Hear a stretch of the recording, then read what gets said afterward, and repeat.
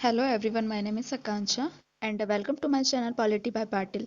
Student, I provide education videos and our topic is articles 51A article को आज हम cover करेंगे। Okay, तो 51 आर्टिकल क्या कहता है उसे आज हम जानेंगे और इसमें कौन कौन सी ड्यूटीज है उसे जानेंगे हम। ओके, कि ये कौन कौन सी ड्यूटीज है इसमें और ये क्यों लाया गया था, इसका महत्व क्या है। ओके, ये इन सब टॉपिक पे आज हम बात करेंगे। तो वेलकम, आप सभी का स्वागत है। ओके, स्टार्ट करते हैं। अनुच्छेद 51A। 51A क्या कहता है? यह मूल कर्तव्य को दर्शाता है। 51A मूल कर्तव्य को दर्शाता है जिसमें हमारे संविधान में नागरिकों के लिए कुछ नैतिक और सामाजिक दायित्व को निर्धारित किया गया है। ओके, 51A के तहत में क्या किया गया है? यहाँ पे संविधान में नैतिक और सामाजिक दायित्वों को निर्धारित किया गया है। नैतिकता को बताया गया है। सामाजिक, समाज में हम रह रहे तो सामाजिक दायित्वों को व्यक्त किया गया है। तो ये 51A इसकी बात कहता है। ओके, फिर देखते हैं 51A। 51A देखा, उसके अंतर्गत मूल कर्तव्य क्यों जोड़ा गया? तो ये जोड़ा गया था 51A 42वें संविधान संशोधन 1976 के समय। इस समय इंदिरा गांधी की सरकार थी। इंदिरा गांधी के द्वारा यहाँ पे कुछ संशोधन हुआ था, मतलब यहाँ पे संशोधन हुआ था इंदिरा गांधी सरकार के टाइम में। तो 42वें संविधान संशोधन के तहत 1976 में इसे जोड़ा गया था। क्यों जोड़ा गया था? प्रारंभ में वैसे तो 10 कर्तव्य थे। ओके, लेकिन 46वें संविधान संशोधन 2002, ओके वेरी इंपॉर्टेंट, 2002 में एक और कर्तव्य को जोड़ा गया जिसमें शिक्षा से संबंधित बातों को व्यक्त किया गया है। ओके, तो स्टूडेंट हमने देखा 51A है जो नैतिकता और सामाजिक दायित्वों की बात करता है। ओके, 51A ये जोड़ा गया था इंदिरा गांधी की सरकार के टाइम में। ओके, इंदिरा गांधी 42वें संविधान संशोधन के माध्यम से ही इसे जोड़ा गया था 1976 में। ओके, इसे जोड़ा गया था। फिर वहीं पे हमें दिखाई देता है कि 2000 का टाइम था। 2000 का टाइम था तो 86वें संविधान संशोधन के माध्यम से 11वें ड्यूटी को जोड़ा गया। ओके, 11वीं ड्यूटी को जोड़ा गया था। ओके, तो हमने इतना याद किया क्योंकि क्या होता है, ये वेरी इंपॉर्टेंट है। 42वें संविधान संशोधन के तहत में जोड़ा गया, उसके बाद में 11वां जो लास्ट का था शिक्षा के से संबंधित बात को व्यक्त करता है, तो ये है 2000 के टाइम में जोड़ा गया था। 2002 के टाइम में इसे जोड़ा गया था 46वें संविधान संशोधन के तहत। ओके, तो स्टूडेंट हमने इतना कवर किया। उसके बाद में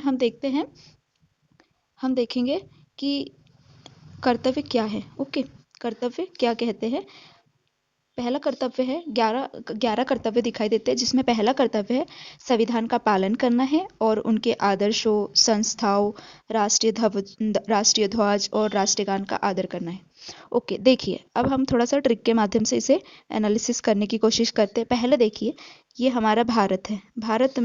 भारत को चलाने के लिए कानून की आवश्यकता होती है, जो कानून हमें संविधान में दिखाई देता है। संविधान एक कानूनी बुक है। ओके, तो हमें संविधान दिखाई दिया। संविधान में अब किसे हमें हम व्यक्ति है, हमें इनका आदर करना अति आवश्यक है। हमारे यहाँ पे भी जो बड़े बुजुर्ग रहते हैं, हम उनका आदर करेंगे तो वही एक कानून के रूप में हमें दिखाई देते। तो संविधान का पालन करना है, उनके आदर्शों, संस्थाओं, राष्ट्रीय ध्वज और राष्ट्रगान का आदर करना है। इसकी बात कौन कहता है? 51A का कर्तव्य कहता है। उसके बाद में स्वतंत्रता संग्राम के महान आदर्शों को सजोकर रखना और उनका पालन करना। अब स्वतंत्रता संग्राम, जैसे कि यहाँ हमारा 1949 को जब देश आज़ाद हुआ था, स्वतंत्र हुआ था, उस टाइम में फिर हमें दिखाई देता है कि हमने संविधान का निर्माण किया, संविधान बन के तैयार हुआ। उसके बाद में क्या है? स्वतंत्रता के संग्राम में आदर्शों को सजाना। अब स्वतंत्रता में इतने सारे सैनिक थे, इतने सारे लोगों ने क्रांति में सहयोग दिया, तो उनके जो आदर्श थे उनको सजोने की बात की गई है कि उन्हें सजो के रखिए।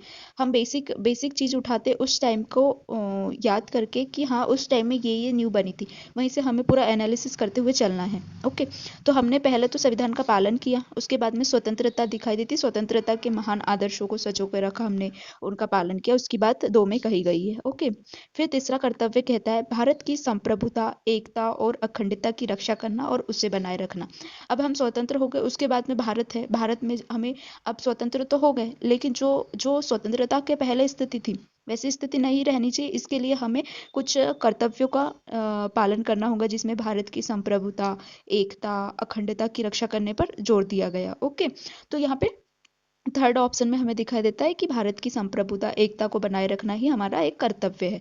फिर है देश की रक्षा करना और जब बुलाया जाए तो राष्ट्र की सेवा करना। अब देखिए, अब यहाँ पे बात की गई है थर्ड में कि संप्रभुता एकता को बनाए रखना। अगर नहीं बनाए रखते हैं तो इसमें क्या कहा है चौथे में कि देश की रक्षा करना। अब हमें एक कर्तव्य भी दे दिया है कि देश की हमें रक्षा करनी है। ओके, देश की रक्षा करनी है हमें। और अगर से कुछ ऐसी चीज़ें होती है तो उसमें हमको सामने आना भी होगा, उसकी बात की गई है। फिर है भारत के सभी लोगों में सांप्रदायिक सौहार्द, भाईचारा, महिलाओं के प्रति सम्मान की भावना रखना है। अब देश हमारा आज़ाद हो गया, स्वतंत्र हो गया, संविधान बना। संविधान के बाद में फिर हमने देखा कि स्वतंत्रता के लिए जो महान क्रांतिकारी थे उनके आदर्शों को सजो कर रखना, इनकी बात की गई। फिर भारत की संप्रभुता एकता को बनाए रखे, फिर देश की रक्षा की भी बात कर दी। फिर यहाँ पे क्या था कि अब देश की रक्षा हो रही है, देश की रक्षा के लिए अब हमें एकजुटता के लिए चाहिए, लोग चाहिए। तो यहाँ पे क्या हो, हमारे भारत में अनेकों प्रकार के धर्म है, तो क्या होता है विवाद की स्थिति बन जाती है। तो यहाँ पे कहा गया है कि भैया पहले तो तुमको जो हमारे देश की भाईचारा है, महिला हो है, बच्चों है, सबकी सभी का सम्मान करने की भावनाओं को व्यक्त किया गया है इसके तहत। फिर है हमारी हमारी भारतीय संस्कृति, विरासत और गौरव को बनाए रखने पर बात की गई है। अब देखो यहाँ पे, अब जहाँ तक हमने सारे धर्मों की बात कर ली, मतलब अनेकों धर्म है तो उनके अलग अलग नियम है, उनकी अलग अलग संस्कृति है। तो 6 में कहा गया कि हमारी संस्कृति है, विरासत है, उनको उनको मिश्रित परंपरा का गौरव बनाए रखना है। जैसे कि इसमें ऐसा कोई नहीं किया जाएगा कि भैया तुम्हारी संस्कृति ये है वो, उससे क्या होगा कि हमारे देश में विद्रोह होंगे, मतलब एक दूसरे से मतभेद दिखाई देंगे। तो इसीलिए हम 6 में कहा गया हमारी संस्कृति और पुरानी जो विरासत है उसको बनाए रखने की बात की गई है। फिर है संस्कृति की बात रख दी, उसके बाद में है प्राकृतिक की बात करें, प्राकृतिक पर्यावरण जैसे जंगल, झील, नदियाँ, वन्य जीव की रक्षा करने और उसे सुधारने की भी बात की गई है। लेकिन हमें यहाँ तो अभी भी कितना प्रदूषण दिखाई देता है नदियों में, और इतने सारे जंगल काटे जा रहे हैं।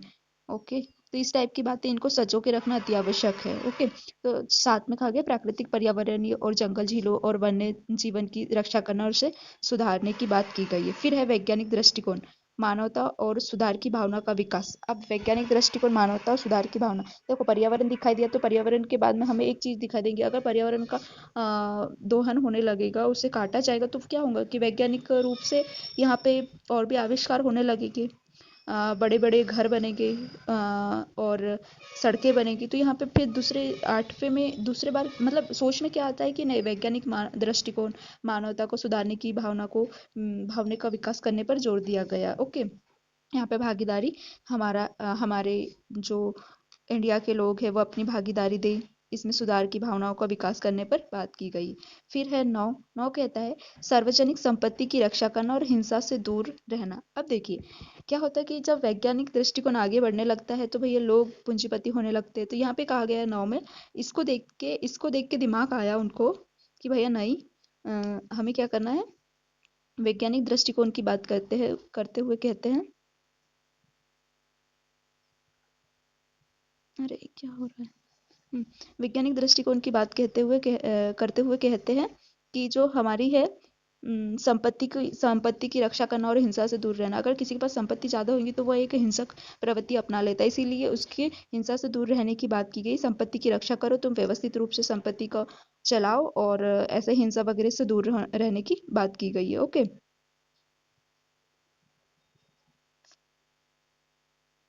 फिर है अम, फिर है 10, निरंतर व्यक्तिगत और सामूहिक प्रगति के लिए परिश्रम करना ताकि राष्ट्र आगे बढ़ सके।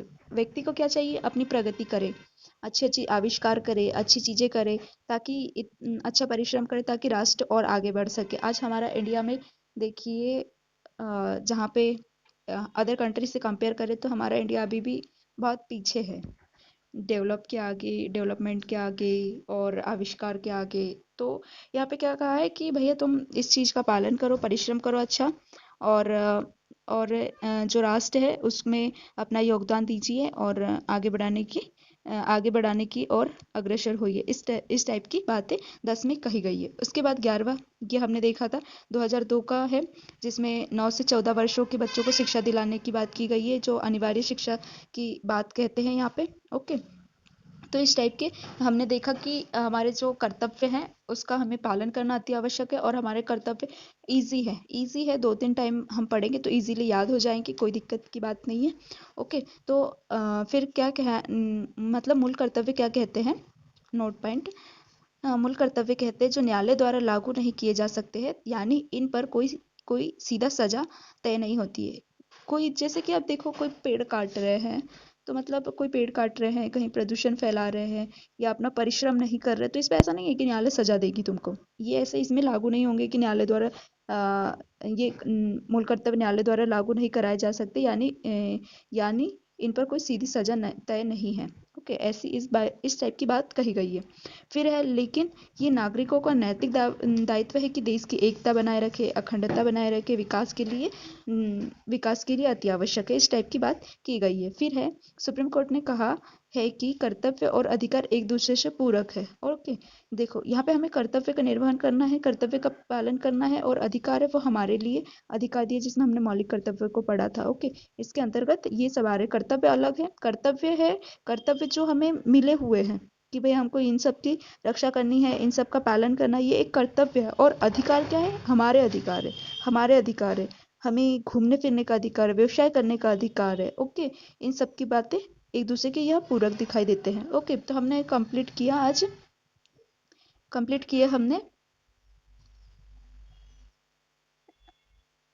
हमने कि 1 से 11 तक के कर्तव्य को हमने देख लिए, जिसमें वेरी इंपॉर्टेंट हमें ये कर्तव्य में दिखाई देते हैं कि हमने 42वें संविधान संशोधन के माध्यम से इससे जोड़े गए थे। ओके, वहीं पे इंदिरा गांधी की सरकार थी इस टाइम में, वहीं पे 46वें संविधान संशोधन के टाइम में हमने 2002 के टाइम में 11 को जोड़ा था, और ऐसे ही इजीली कर्तव्य है, जिसे 1-2 बार पढ़ेंगे तो इजीली याद हो जाएगा। ओके, तो स्टूडेंट अब हम भाग 5 को स्टार्ट करेंगे अगली क्लास में। आज के लिए हमारे 1 से लेकर 51A तक के जो एक आर्टिकल था, भारत का नाम और संघ क्षेत्र, मतलब एक आर्टिकल से लेकर आज हमने 51A को कंप्लीट किए हैं। अब आने वाली क्लास रहेंगी भाग 5 की क्लास रहेंगी, जो वेरी इंपॉर्टेंट है। ओके, वेरी इंपॉर्टेंट क्लास रहेंगी। ये तो बेसिक चीज़ें थी जो इजी है।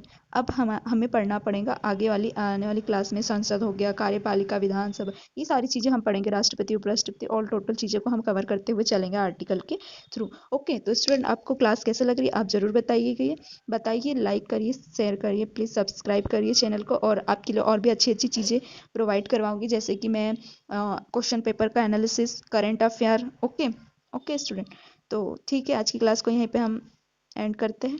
Thank you.